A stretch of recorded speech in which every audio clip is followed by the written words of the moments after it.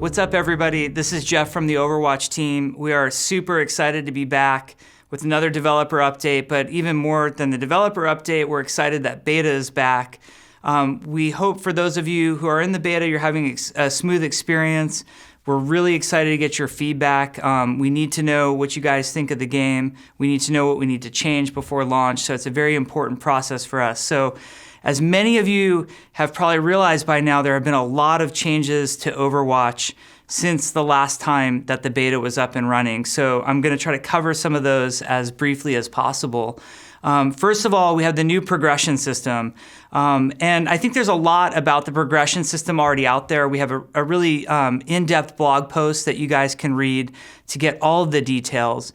But for those of you who don't want to, dive right into that blog post, the long and the short of it is you now have a player level in Overwatch. And as you level up in the game, which you do by just playing matches, you gain experience points. When you achieve those new levels, you will be rewarded with a loot box. And in those loot boxes, there can be all sorts of different random rewards, and they're all cosmetic. None of them are gameplay affecting, but we think that there's some really cool ones in there. There's skins. There's emotes for the characters, there's new voice lines, there's sprays so you can put emblems up in the play space for people to see. There's new avatars for you.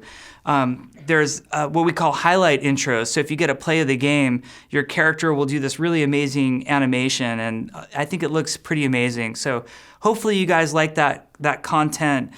There's a lot more to the progression system that you'll sort of learn over time, like things like unlocking portrait borders and that sort of thing.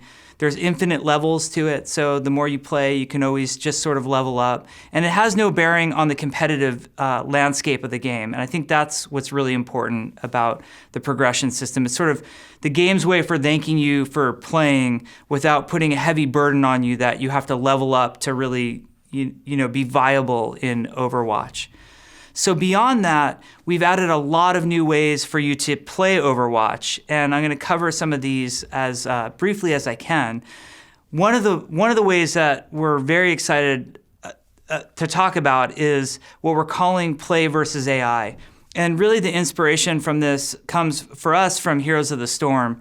So Heroes of the Storm, as all of you Heroes players out there know, has a version of the game where you can just play in a competitive match cooperatively with other players, but against AI. And for a lot of us, there's a lot of pressure just diving into a 6v6 competitive match against other players. We feel like, we have to be on our best. We don't want to let our team down. But for whatever reason, it's more comfortable to play against the AI. And also the AI can be a little bit easier sometimes than other players as well. So we've put a new mode in.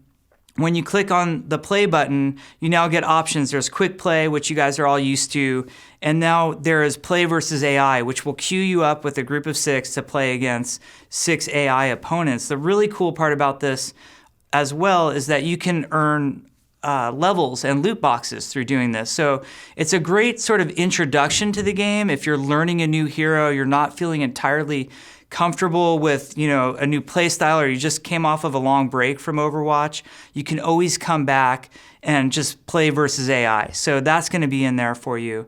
Now, something you guys asked extensively for was a new game mode in Overwatch. And we had said in a lot of the interviews that you've heard, members of the Overwatch development team, we said, we're always working on new game modes. They just don't always work out because we feel like it's really important to have a certain type of gameplay in Overwatch that doesn't discount the amazing abilities that the heroes have. Well, the game mode that we settled on, we call Control.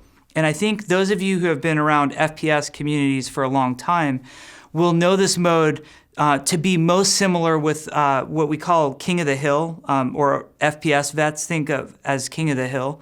And the way that this mode works is there are 3 different points on each of these maps, the control maps that we have. When your team captures a point, you're accruing progress towards victory on that point. Once you've captured that point, you don't need to stay on it. So if you want to put up a front or go send your tracer to harass up against the enemy front lines, you can do that. You don't need to just sit in one spot on a control map. If your team wins the first 2 points, the map is over and you've won the whole game. If your team wins the first point and your enemies win the second point, then it goes to a whole third new point in the map. So it's kind of the tiebreaker point. That's the new game mode, and in this beta patch, you'll see 2 brand new maps that are a lot of fun. We've been playing them now for months. One is Nepal, which takes place in the beautiful Himalaya mountains. And this is the area where Zenyatta is from. So there's a lot of cool little lore Easter eggs in here. For example, the room where Genji stayed with Zenyatta is in this space. And then the other map is called the Lijiang Tower. And this is a amazing skyscraper in China. And it's one of our most beautiful futuristic maps. So we think you guys will have a lot of fun playing in the new game mode and the new maps.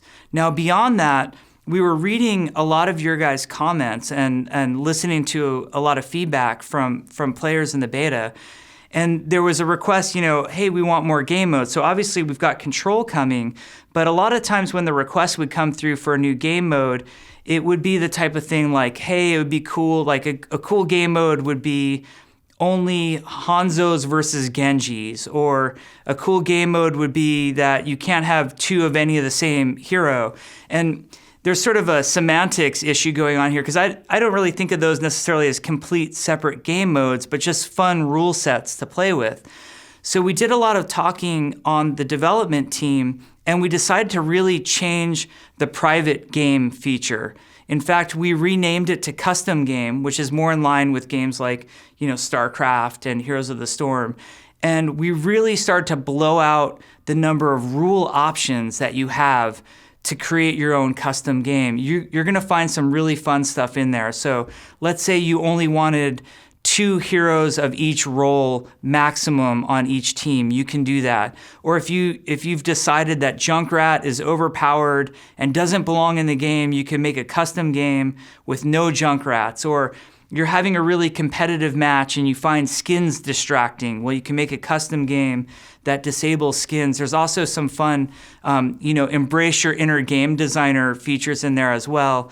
There's a headshot only mode. You can scale health. You can control the rate at which ultimate charge gains over time. So we're trying to give a lot of customization and expression to you as the player so you can experiment with Overwatch and say, hey, for me and my friends, this is the really fun way that we like to play the game. And of course, we as the development team are going to be watching and keeping track of what types of custom games you guys are doing.